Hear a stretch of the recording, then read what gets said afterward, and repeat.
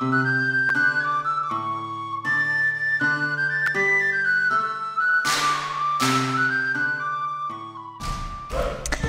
all you heroes, hawks, heralds, crows, pirates, and wardens. Welcome to the Dragon Age Lorecast, where we unpack, discuss, and galaxy brain about all the lore behind the Dragon Age series. We are so excited to bring you this podcast. Every episode, we'll be talking about a different topic in the Dragon Age universe. From character deep dives to exalted marches and elven gods, we will cover it all. There will be spoilers. And always remember, swooping is bad.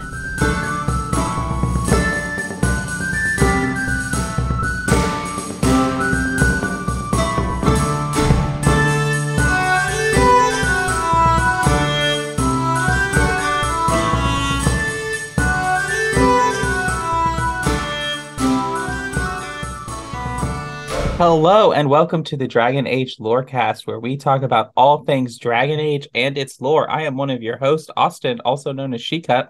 And I'm Shelby, also known as Teacup, apparently. Oh, man. I said that so confidently. I looked right at you and said, I'm Shecup. I thought you knew what you were doing and were just trying to be funny. Nope. I'm only that ridiculous and stupid on accident. See, just all right. Well, I'm Shecup, the real one. Shelby Shecup, that's me.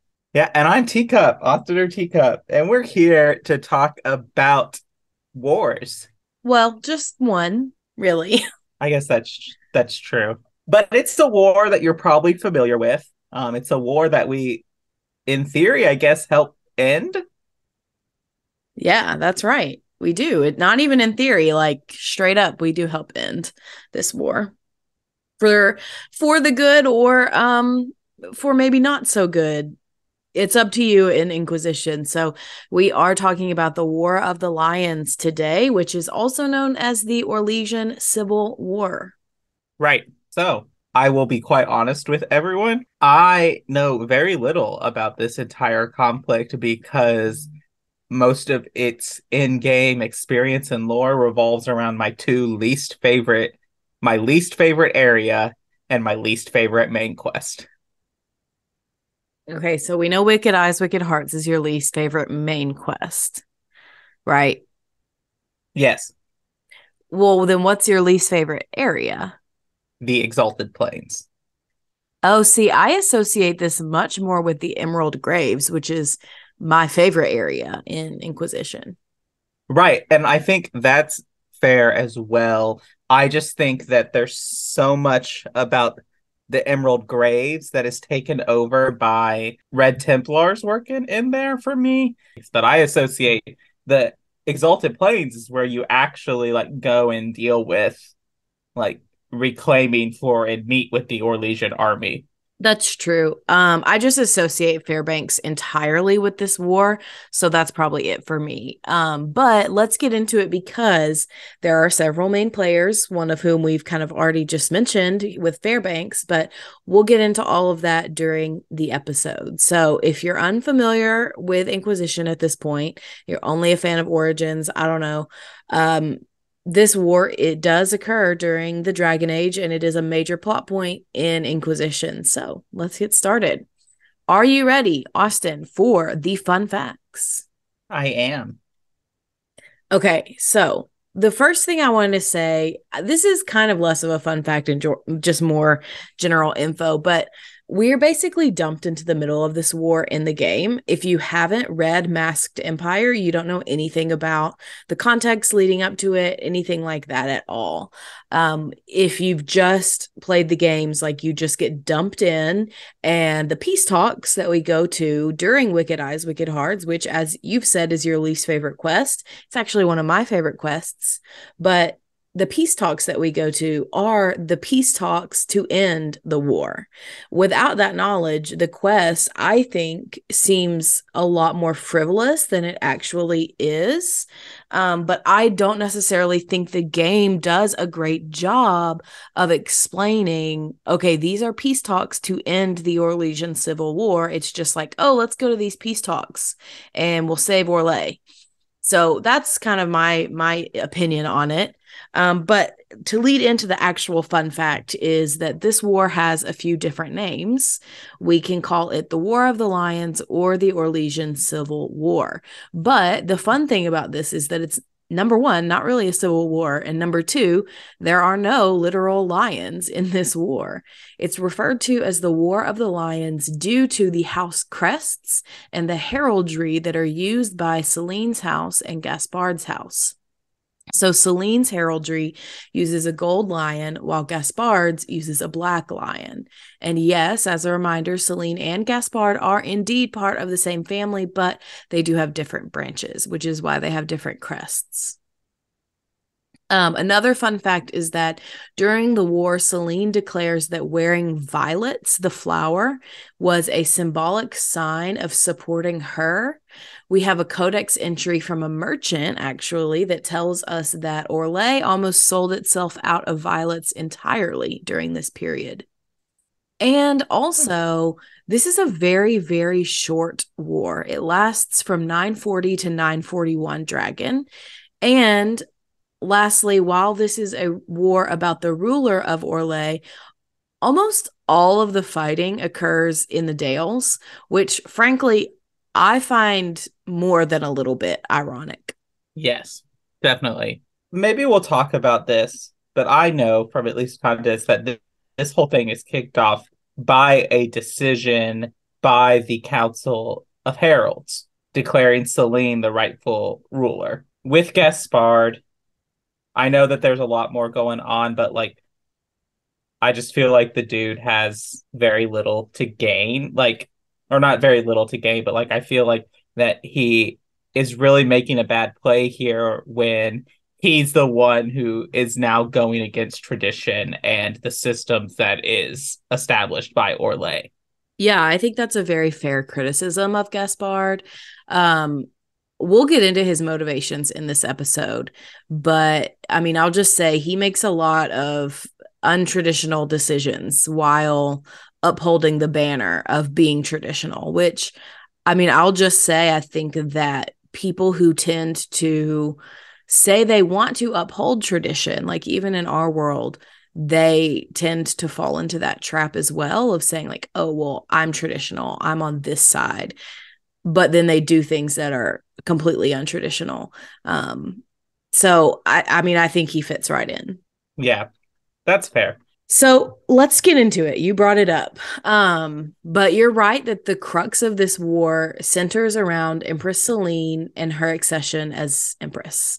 She becomes Empress in 920 Dragon when she's 16 years old. And obviously this was met with heavy criticism from Gaspard, who is her cousin, and all of his supporters. Gaspard is older than Celine, so he was more of an adult when she acceded to the throne.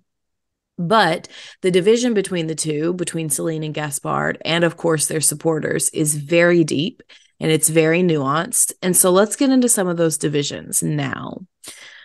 So let's start with Celine, since she was the official ruler. But as you may or may not know, Celine did have a romance with the elven servant Briala. Some of her biggest political aspirations were also very controversial. Namely, this was the fact that she wanted to and attempted to improve Orlais' relationships with both Ferelden and Navarra. Now, if you remember, both the territory that Ferelden and Navarra encompasses used to be Orlesian territory. Celine's critics accuse her of complacency and allowing the Orlesian Empire to fall into ruin, and other lesser, in their opinion, countries in Thedas prosper from Orlais' demise. Her detractors also see her as anti-military, as she has historically been a promoter of peace and the arts and humanities. And then the biggest thing is over the 20-ish years of her rule, she has not produced or named an heir to the throne, which many view as a refusal to do her duty to the empire. So she hasn't declared or produced an heir, which means that Gaspard is still the de facto heir to the throne if Celine dies. That's a big deal. It's a huge deal. And I also think that's something that the game doesn't necessarily make super clear. But it's a huge, huge deal that she wouldn't name an heir. I completely understand like not wanting to have a child, not wanting to marry yourself off to someone and like use yourself as a bargaining chip. All of that I understand, but you don't have to produce a child yourself to name an heir. You can name anybody as your heir. And like what, again, like I'm talking about like Gaspard's own flawed decision, and Celine is no saint, as we will soon probably find out. But what would it not have been smarter to just, until she produced an heir, to name Gaspard as her heir, as like an olive branch, as a show of like some type of like remaining peace? Yeah, I think that's a fair point too. But let's get into Gaspard a little bit. So Gaspard, of course, has capitalized on some of Celine's flaws over the past 2 decades. And like I said, Celine hasn't named an heir, so Gaspard is next in line. And he is also adored by Orlais military forces because he is an accomplished chevalier and a commander in his own right. He wasn't just gifted those roles by nature of his noble status. He did earn them.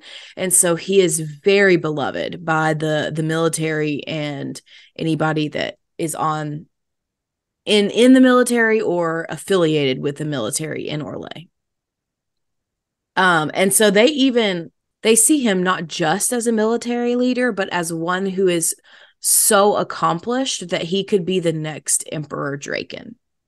And Emperor Draken is the founder of Orlais, and he is like next to Andraste and the Maker. Like he's the third, you know?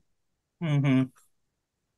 And so Gaspard's supporters very much want him to and believe that he can lead Orlais back into their glory days of controlling and occupying a majority of southern Thedas.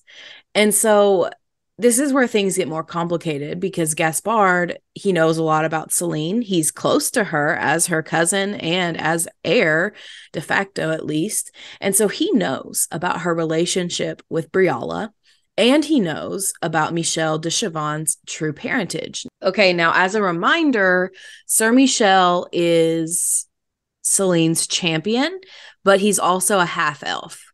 So he had to kind of lie his way into becoming a chevalier, which does happen frequently and is not ever punished unless it gets out, as is this case, because Gaspard knows about it. So he's got Celine's dirty laundry like on lock. He's got it down. And so we'll get into how he uses some of that. But Gaspard finds out all of this information during the Masked Empire. So as you can imagine, the tensions between Celine and Gaspard are at an all-time high.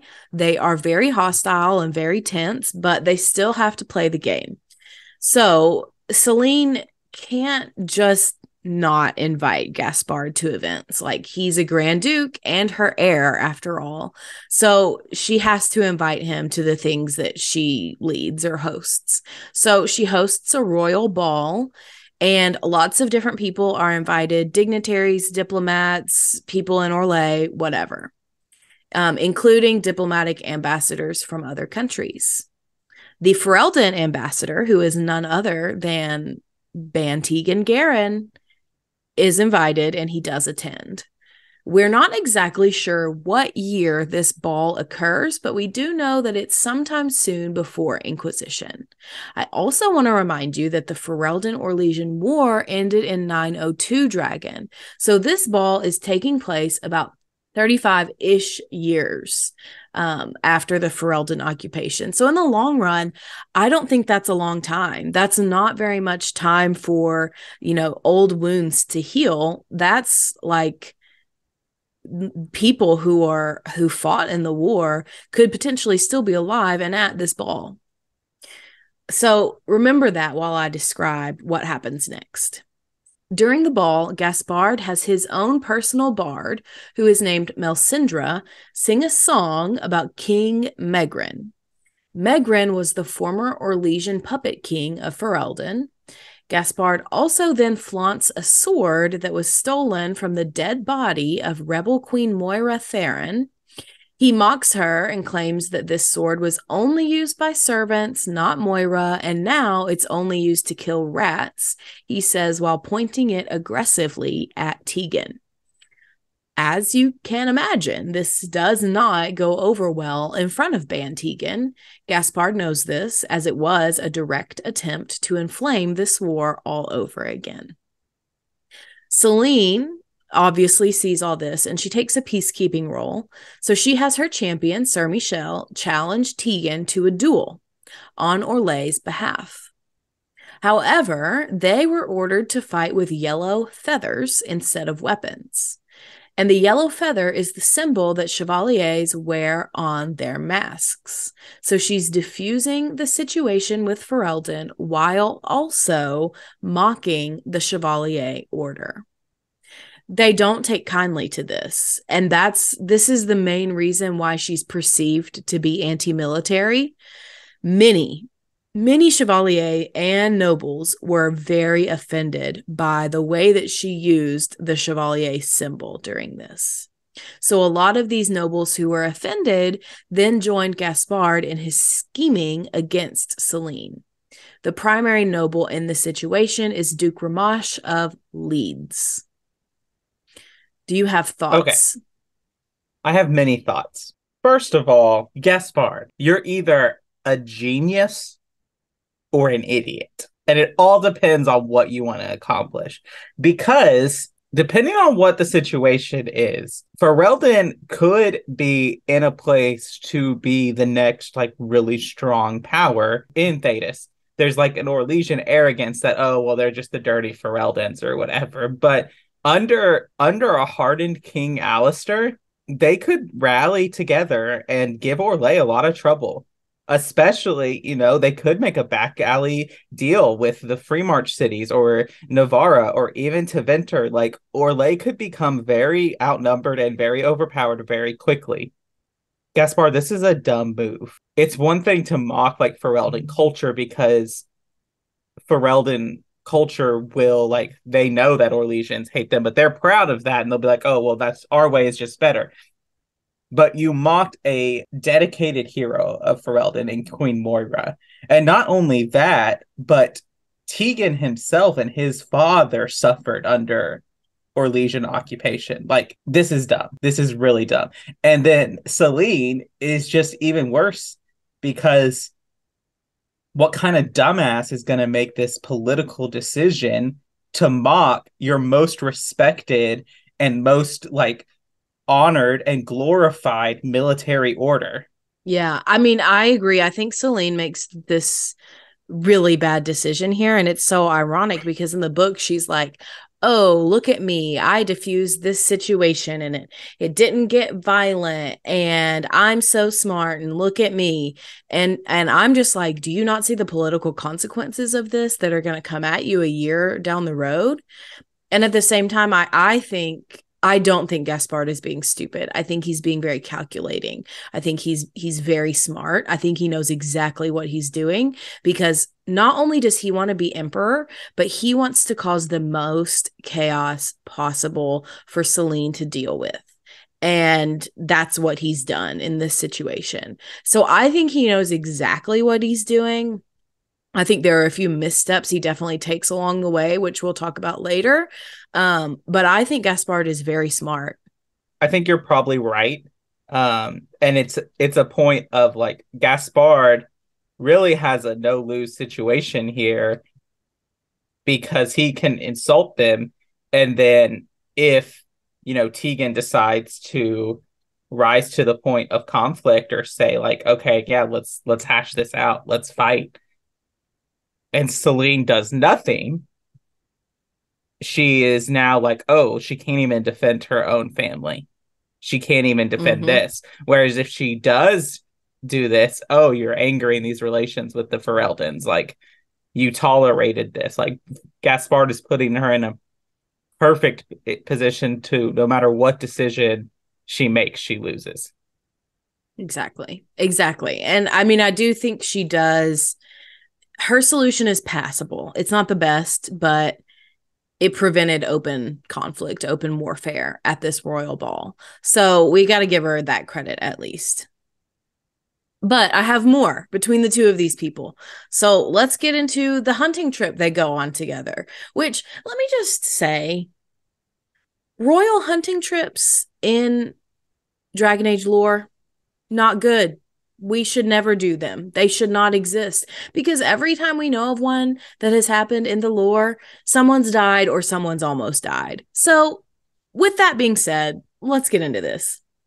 Selene and Gaspard, they go on a hunting trip together, but with other people. Again, it's a royal hunt. It's not just like going out into the woods and actually hunting. It's very much all for show.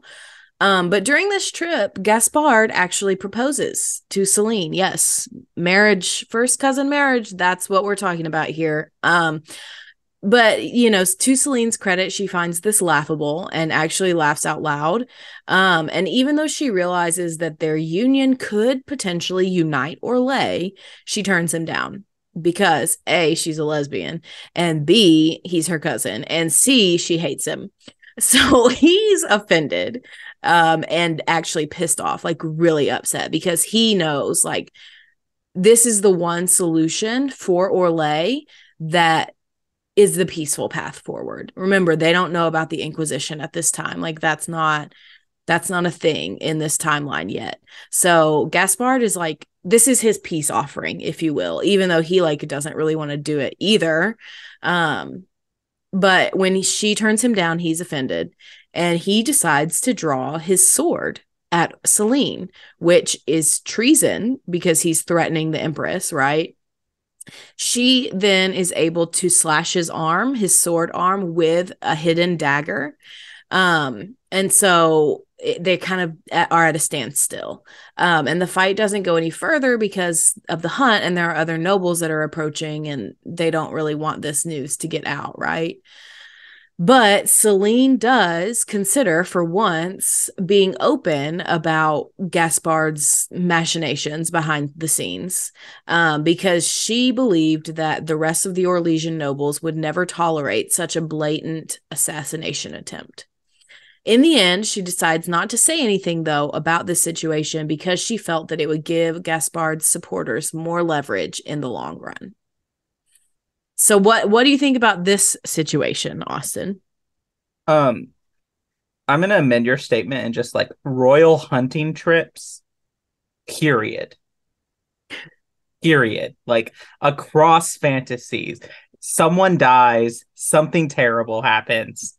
It just always happens. If you are a king, do not go on a hunting trip with your estranged relative who's trying to take the throne from you. That's fair. I think that is a very wise statement. So there are two more things that Gaspard really does that kind of inflame the fires of war. So first is that he attempts to recruit Wynn to his side. Yes, Wynn, the companion from Dragon Age Origins, because he believed that it would potentially give him an in with the Circle of Magi, and that would automatically mean they would support him over Selene. However, Wynn absolutely refuses him, and the outbreak of the Mage Templar War pretty soon after this prevents the Circle from even getting involved at all. And then the last thing is that Gaspard learns about or hears rumors of Selene's relationship with Briala, the elven servant and spy master. So we don't really know if he knew for certain or if he just suspected their relationship. But regardless, he commissions a play at the Grand Royaux Theater that basically insinuates and mocks Selene for having a relationship with an elven servant. She was present at the time that this play was presented to the public for the first time. She's furious, but the theater in Orlais does have a tendency of being very mocking, very over the top, very satirical, doing things like this to get a rise out of politicians and rulers and leaders. So Celine's response is insane, frankly, in my opinion, because she overreacts massively, which we'll get into in a little bit after our mid-break. But she overreacts and starts attacking elves, basically, to prove in her mind, like, I'm not in a relationship with Briala. Look what I'll do to the elves. But everybody takes the opposite approach of like, wow, that's a huge overreaction to a joke in a play. So this is true. Yeah. I am a staunch actual, like, get Gaspard to rule with Briala as the puppet master. Like, that's my supported, like, outcome for this, because Selene is awful at the game. Like, the whole point of the Orlesian game is to say one thing while doing the other, not letting the right hand know what the left hand is doing. Like, that's the whole point of the game of Orlais, and she is terrible at it. Like, I feel like Ogren would be better at the Orlesian game than Selene. Okay, that's hilarious, first of all. But the thing about it that gets me is that, like, she thinks she's so good at this. She thinks she's playing the game at this super high level and that she's just better than everyone. And I'm like, girl, no, you're so dumb. That's what I was saying pretty much the entire time I was reading Masked Empires. Like, why have you made all of the wrong decisions? You have now fallen into Gaspard's trap twice, and not even well-laid traps. Well, this won't be the end of that. Right, and it's just... And not only that, but, like, she has then alienated potential allies that could help her. Because I know that Orlesians like to look down on the elves, but most of the elves, especially those who are servants to the Orlesian nobility, at least at some point have some kind of conversation or ear of the nobles that they serve. It's dumb to just outright anger them that way. Mm-hmm. Yeah, very much so. But you said earlier that you had a little theory. So why don't you tell us about your theory and then we can go to the mid-break. So my theory is that I think that Gaspard has little to gain from a full-out civil war, other than, like, the throne. But we can talk about that, like, the throne of Orlais and becoming emperor of Orlais. But what's the point of being an emperor of Orlais when Orlais is severely weakened? You have the Inquisition coming out. There's all these powers moving around you that you're not going to have the strength to resist. And I think Gaspard is smart enough to know that. Now, I made a theory that the whole Kirkwall bomb situation is actually Corypheus's plan to create so much chaos and death and destruction that the veil weakens so he can tear it down at Haven. Mm-hmm. I think at some level, and we know that if you've read Masked Empire, and I doubt we're going to get into this, but we know that Solus kind of has a small hand in Briala's elf uprising and whatever, maybe even if it is indirectly. And so it makes me think that this whole thing is fabricated more by the Solus Corypheus thing than it is by Gaspard and Selene. They're not helping the situation, but it's them who are pushing these situations to the point. And it would make sense that perhaps maybe we know that the Fen'Harel whispers in the dreams of the elves. There's nothing to say that he can't whisper in the dreams of humans, because they're still connected to the Fade. maybe that's how Gaspard gets this big, suspecting of Celine in this relationship, is it's given to him in a dream. I don't remember if the book tells us how he begins to know about their relationship. I genuinely don't remember. But I think, I don't know. I feel like some of it, what you're saying, is a little bit of a stretch. I mean, we know that Florian is a servant of Corypheus, and she's obviously like on Gaspard's side. So I don't think that's that far out there. Like, he's definitely behind the scenes, like manipulating them. But I personally don't think that Solus is going to be that involved, because I don't think he particularly cares about whoever rules Orlais, because in his mind, he's going to bring them down anyway. He just cares about the elves. And we know that like a lot of them leave during Trespasser. And so a lot of them are on his side anyway. But I just don't think he cares about the rulers that much. Cool. Well, let's get into the mid-break. Hawk stepped in the poopy. I love you. Want a sandwich? All this for me.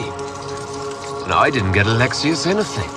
Send him a fruit basket. Everyone loves those. Well, welcome to the middle of the show, where we talk about things that have to do with the podcast, but not the lore of Dragon Age.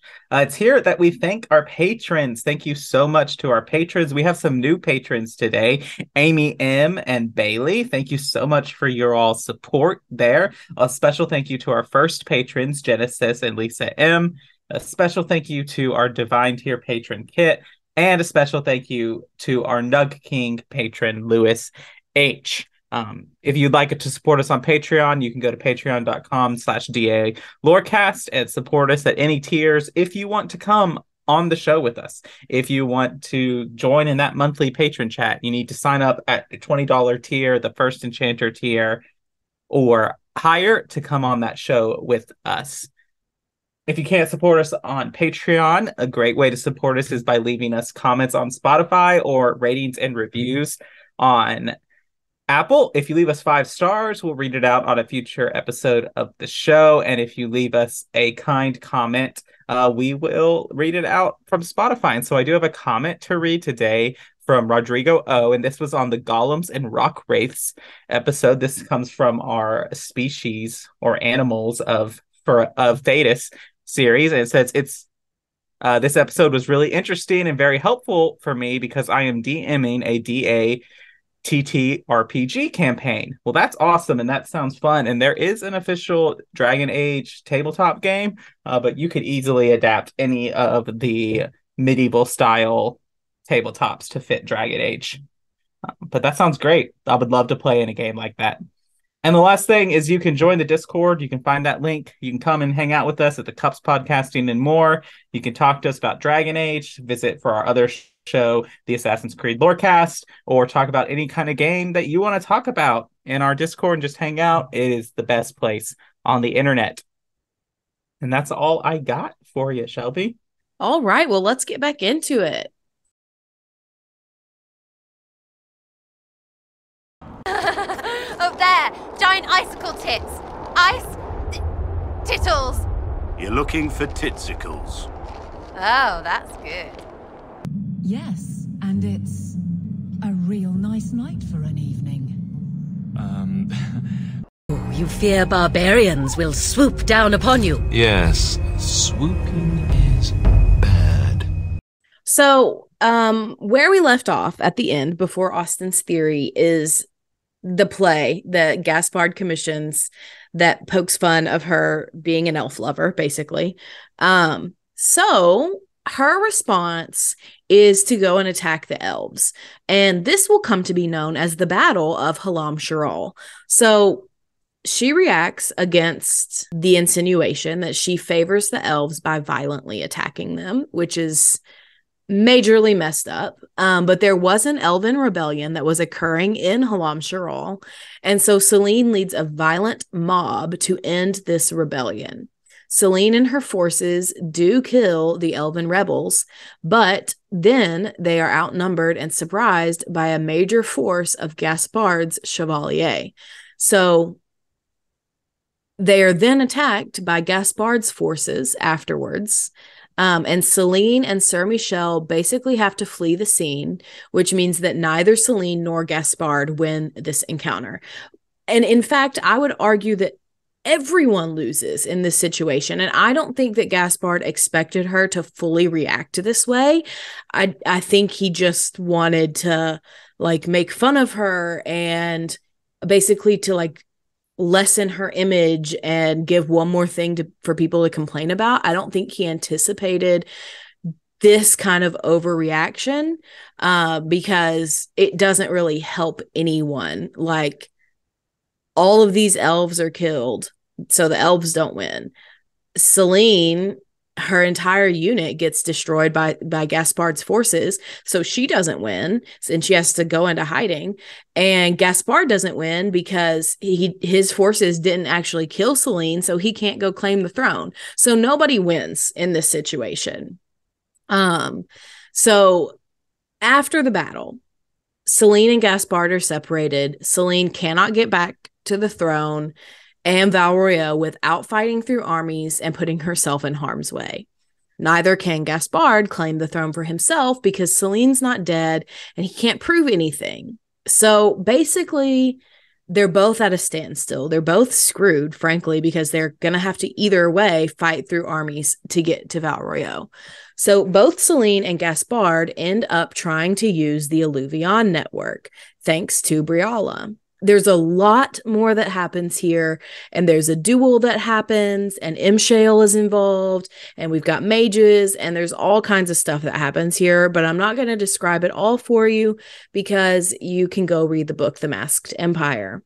But eventually, Celine is able to get back to the Winter Palace in Halam Sharal using an Alluvion to get there. Similarly, Gaspard gets back to his estate in Val Chevan and regroups his forces to continue the war, just like Celine is doing.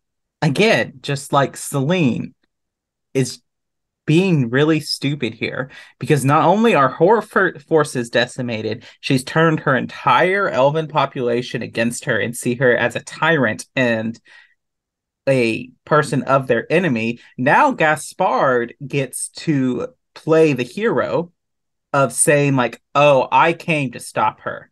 Like, I came to stop her from this. I came to protect. I am a ruler for all Orlesians, no matter their status. Yeah. Even though I don't think Gaspard would do that. But you're right. Like this completely opens him up to be like that and to use that line of logic. I just also think another thing is that, you know, during this battle, Celine and Briala, they meet each other on the battlefield, and Briala's like, what are you doing? Like you promised me that you wouldn't do this. You promised me that you would make things better for the elves. And Celine is like, well, I am in a way. And Briala's like, no, you're not. And so that's frankly the reason why I can never get them back together in Inquisition. I know that a lot of people who haven't read the book really want them to be together, but just after reading the book, I can't do it. It feels so abusive to me. So yeah, it's just super messed up. And I completely agree that Celine has made pretty much every tactical mistake that she can. So yeah, that's the Battle of Halam Sharal. And it's actually the only major battle that we know of between the two factions specifically. But there are some other cities and areas of Orlais that we know about. Maybe not battles taking place in, but things are happening in other places. So some of these include Val Royeaux, of course. The nobility hear about the fighting at Halam Sharal, and so their response is to hire gangs to protect themselves, and they actually do nothing, absolutely nothing, to protect the rest of the citizens of Val Royeaux. And so because of this, the peasants are upset, and they start rioting in the streets because, well, the nobility don't care about us, so let's just destroy the city. A fair response. So The sun gates of Val Royeaux were closed in response, which basically seals off parts of the city. And Celene's allies also rally her supporters in Val Royeaux. And by the time of the Mage Templar War, rumors abound throughout Thedas that, quote, Val Royeaux is in flames.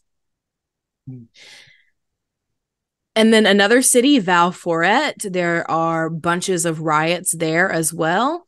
In Jader, the noble there, Lady Cyril, basically destroys an entire village of Gaspard's troops.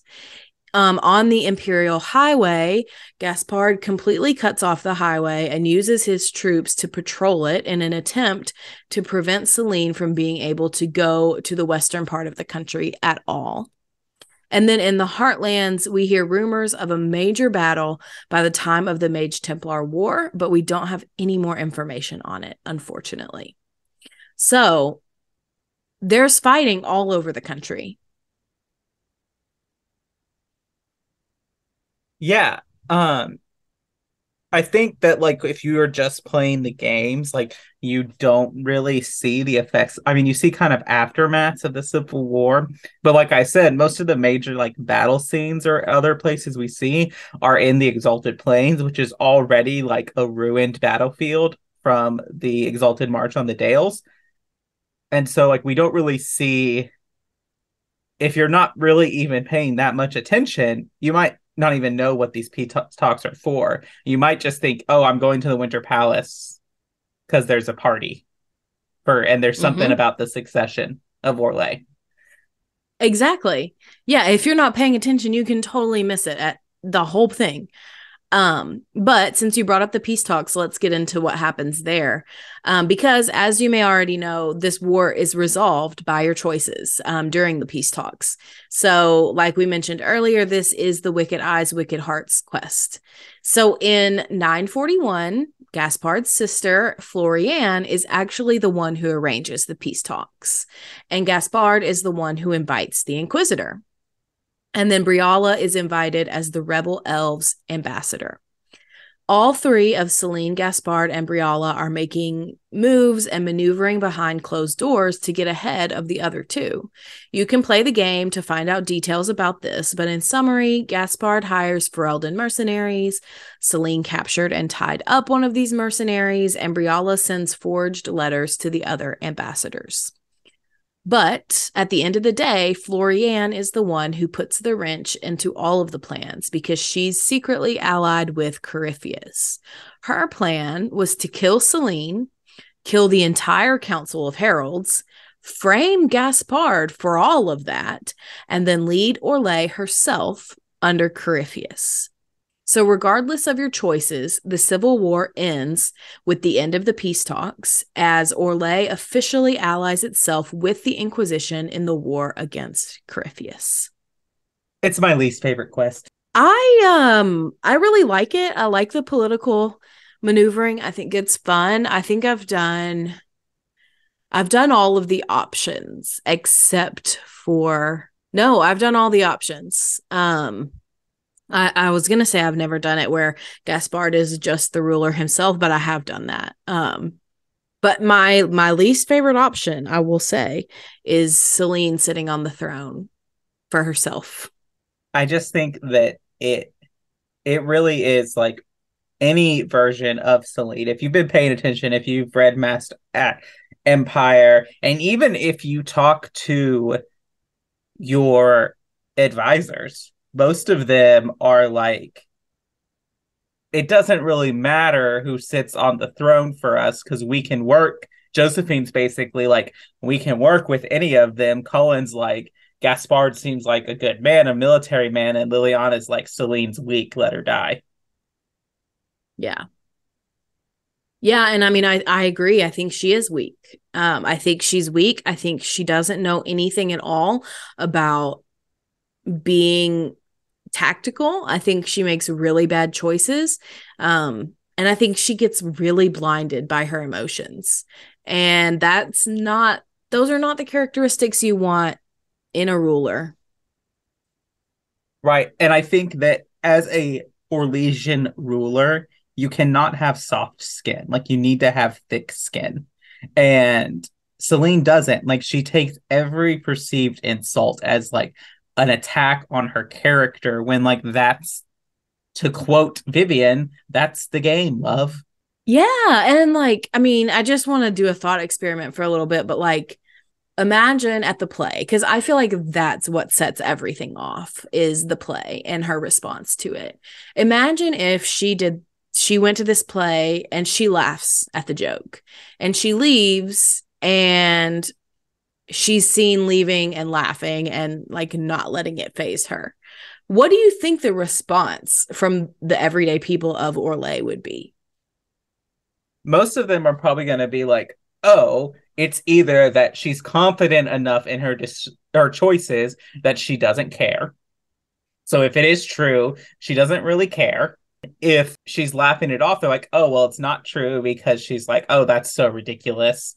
That's hilarious. Like, it's not, but her response is so emotional. Only someone with wounded pride reacts that way. Only someone who that hits deeply is going to react that way. So yeah, she frustrates me so much. But anyway, so let's get into the aftermath a little bit. But normally I would end this war episode by discussing the aftermath of the war, but frankly, we don't know that much about it.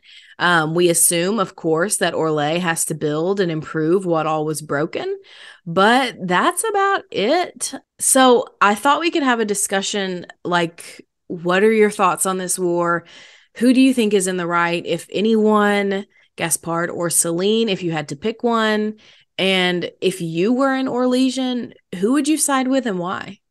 My answer changes on like when in the Civil War are you talking about, because if I was an Orlesian and I'm just knowing myself, I think I would follow the thing of, I'd be like, the Council of Heralds spoke. Like, they said Celine was the right successor. Like, there's no disputing that. And so I would probably be on Celine's side for most of it until the Battle of Palam-Shiral. And then I'd be like, no, like, you're a tyrant. And then I would probably switch over and go toward Gaspard. I do think that Celine is weak. I think that Gaspard's criticisms of her as a ruler are valid. But at the other thing, like, I do think Gaspard is a bully. But, like, the game, when you meet him, kind of paints him as, like, oh, he's just, like, a common soldier. He's just this person. Like, he's a bully and he's aggressive and he's doing all of these things, but really, like, in Mass Empire, this man is highly intelligent and knows how to play the game. Yeah, and that's the thing about it is he's not a common soldier. He's a commander. He is like one of the leaders of the Chevalier Order. So he's not a common man at all. I think the game portrays him as very charismatic, very, very much a compelling leader. And so I definitely would find myself, I think, on Gaspard's side because as an everyday person, Celine pretends to care, I think, about the everyday people. She pretends to support the elves and the humanities and all of that, whereas Gaspard is much more of a straight shooter and is like, no, I don't care about that. I don't care about you. I care about me. And frankly, for me, I would rather you be honest with me than just sitting there bullshitting me and lying to me. So that's where I would find myself if I was an Orlesian peasant. And I think that Celine, for most of the part, like, has the support of the nobles. She takes a lot of critique for the ball with the mocking of the Chevaliers, but for the most part, she's got the Orlesian nobility behind her. And it's very much reminds me of, like, the conflict that's presented between Julius Caesar and Pompey in the time of, like, Julius Caesar's rise to power, because Julius Caesar kind of really paints himself as this, like, populist leader, this person that, like, isn't bogged down in the nobility, is a man of, like, the glory of Rome, is beloved by the military. And then you have Pompey, who is, like, all entrenched in, like, the Senate and the politics and the nobility of the Roman Empire and all of those things, and they're at war with each other. But, like, Julius Caesar is the one that the people look to and be like, he is the one who's going to lead Rome to greatness. And so neither of them win in the end, which I think is an apt comparison for Celine and Gaspard, because the same is true for them. But I think that, like, just for before we go into our side character, this is a point of like why in our actual world lines of succession are so like detailed and set, not like necessarily like set in stone, but there's a very official way to, like, if you're going to bypass the line of succession, of how you do that. Because in our world history, so many bloody wars and conflicts have been fought over the line of succession. Absolutely. So true. At the end of the day, like, for this war specifically, I asked the question, who do you think is in the right? And I think that Celine, at the end of the day, she's in the right, because the Council of Heralds, they declared her to be the rightful ruler. And Gaspard is the antagonist. He's the one that says, no, that's not fair. I'm older. I'm wiser than her. We have the same, like, basically claim. Why are you not picking me? I'm a military leader. She's not. I'm this. She's not. And so he's the antagonist. He's the one that stirs everything up. But Celine isn't smart enough or good enough at the game to make him irrelevant. Okay, so we both love The Last Kingdom. And when that show is introduced, there is a big question on the line of succession for the throne of Wessex, whether it's going to be Alfred or it's going to be whatever. I can't even remember his name. That's how insignificant he was made. Ethelwald. But Uhtred and Alfred are talking, and Uhtred's like, you should kill him. He's going to be trouble. Like, and he is trouble, but you should kill him and do this. And Alfred says, if I kill him or give him any attention, I give him legitimacy to his claim. And I think that's a lesson that Celine could have learned here. Mm-hmm, absolutely. But Celine's issue is that she doesn't think she has anything to learn. Arrogance is always the fall of the mighty. Okay, so let's get into our side character for today, who is Fairbanks, as we teased at the beginning. And I am so excited to talk about Fairbanks because I really like the symbolism of, like, talking about this war of rulers and then coming in with Fairbanks's story, because Fairbanks's story is one of helping the common people and the peasants and refugees who are displaced by this war. So I'm really glad we're ending on this note. So before we get into Fairbanks's story, do you have any thoughts on Fairbanks? Do you like him, or are you just neutral? I pretty much like Fairbanks. I've only done his, like, quest once, of, like, really, like, getting out there and, like, doing the quest and paying attention to it. But after watching Absolution, like, I wanted to know more about him. I really did like his character in Absolution. I think that he does kind of give a new, because every Orlesian we ever meet, other than, like, Liliana, who is, like, dances between Orlesian and Ferelden, they're all obsessed with, like, this nobility and this order of things. But I feel like Fairbanks is this person who comes in and is like, no, I care about the everyday people. Mm-hmm. And so I appreciate that depth to the world of adding his character in. I completely agree. That's why I love him. So before we jump in, he does appear in Absolution, so there will be some Absolution spoilers at the end of the episode here in the next few minutes. So just know that if you haven't watched it. And we actually do meet him in Inquisition, where he is the leader of a group of Orlesian refugees who have been displaced by the War of the Lions. His group is located in Watcher's Reach, which is an area of the Emerald Graves. We actually know a surprising amount of information about Fairbanks. Like, we know a lot about him, and that's because he's actually of noble birth. He was born in 908 Dragon, and not only do we know the year, but we know the month and the day as well. He is born specifically on the 25th of the month of Herring, and we also know a lot about his family. He was born to Bernice Lamarck, who was a young noblewoman who, it seems, got pregnant out of wedlock, and her father murdered her lover, the man who got her pregnant, and then disowned Bernice. So Bernice travels through a blizzard to find a midwife to help her have this baby. She does find a midwife, and the midwife lives in the Dales, specifically at the Fairbanks cottage. This woman delivers her son, who Bernice then names Évariste Lamarck. But as we know, he goes by the name Fairbanks instead, in the name of the cottage, of course, where he's born. And that's because Fairbanks completely disavows his noble birth entirely in favor of the common man.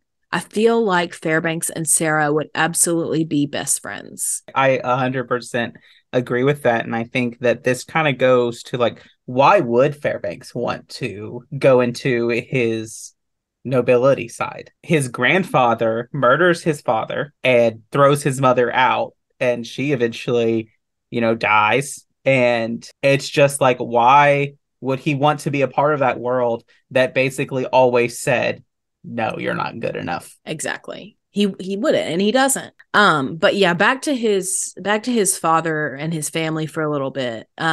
We don't really know what happens to his mother, Bernice, but we do know that his grandfather, who is named Guiraud, eventually does repent of his actions, and he feels very guilty about how he treated Bernice. And in his will, he decides to leave his entire estate to Bernice's descendants. So when we meet him, Fairbanks does not live in the estate. In fact, the only memento that he has of his family is his grandfather's gold locket. So when the freemen of the Dales form themselves and get involved with Red Lyrium, many of those refugees look to Fairbanks to protect them as they're preyed upon by the freemen. And Fairbanks does indeed help them, and that's how he becomes their leader. You can help them in a series of side quests in Inquisition, and you can also choose to reveal or not reveal his noble heritage. If you do, and this happens in war table missions, there are a few things that can happen depending on which advisor you choose. So the options for Fairbanks are: he can slightly embarrass himself at court. He can become a popular folk hero among the court of Orlais, which is in that position he uses to support the Inquisition. Or if you leave him entirely to his own devices, he settles in a modest estate in the Dales and devotes much of his new wealth to supporting refugees during the war. And he can also join you as an Inquisition agent. And then lastly, the last thing we really know about Fairbanks is that he also appears in Dragon Age Absolution. In short, Fairbanks partners with Hera, and they are sent by the Inquisition to steal an ancient Tevinter artifact. He then puts together the gang of the show, and unfortunately, Hera betrays the group. Fairbanks is the first one to figure this out, and he attempts to attack Hera before she can steal the artifact. Unfortunately, Hera does wound him mortally, though he escapes the vault with the artifact. He manages to make it back to the entry point and dies just after Miriam finds him, although he does give her the Circulum Infinitus before he dies. And that is the end of Fairbanks' story. I remember watching that with you in there and just like thinking, because they paint it in this way of like he's betraying them, and you were like, no, like this is trash, like Fairbanks would never. I think that it really, like, knowing what you know about him and kind of thinking about it, it makes me think that either one, Fairbanks figures out what Hera's main thing is, which I think is very possible, that he knows that she's lying or doing something there, or that Liliana and Cassandra know that she can't be trusted and sent Fairbanks because they trusted him to make sure that she didn't do any of this. Because I really find it hard to believe that something that involved with Red Lyrium is not something Varric would be aware of as Viscount of Kirkwall. Yeah, maybe. It is a Tevinter artifact, though, so who knows? But what I find it hard to believe is that Cassandra and Liliana would trust a Templar, or not a Templar, would trust a Tevinter mage that much to send her alone. So I agree that I think that they send Fairbanks as kind of insurance to make sure they're covering their butts in case Hera decides to betray them. Right, because I don't think that there's no way that Liliana trusts Hera, especially after the scene of them talking to her where she is basically like, no, like, we're not going to tear down Tevinter because that's not our goal here. We're not here to overthrow nations. We're here to bring stability to Thedas. All right. Well, that's about all I have for this episode. So unless you have any more things to discuss, we can wrap it up. I think that's all I got. Let's wrap it up. So first, before we go, I do have a special thank you to our Nug King patron, Lewis H., who gets thanked at the end of the show. And thank you all for listening to the Dragon Age Lorecast. We'll see you next time.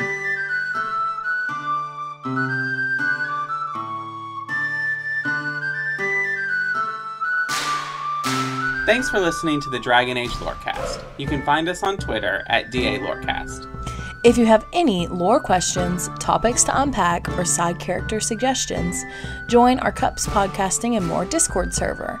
It's easily the best place on the internet. You can also support us financially through our Patreon. You can find us there on patreon.com/DragonAgeLorecast. The Dragon Age Lorecast is part of the Robots Radio Network. For more information about the Robots Radio Network, join the Discord server via the link in our episode description. If you enjoyed the show or learned something new today, please subscribe, leave us a review, and join the Patreon. And if you enjoyed our intro and outro music, give a big thank you to Pipeman Studios. Thank you, Pipeman. Thanks again for listening to the Dragon Age Lorecast. We'll see you next time.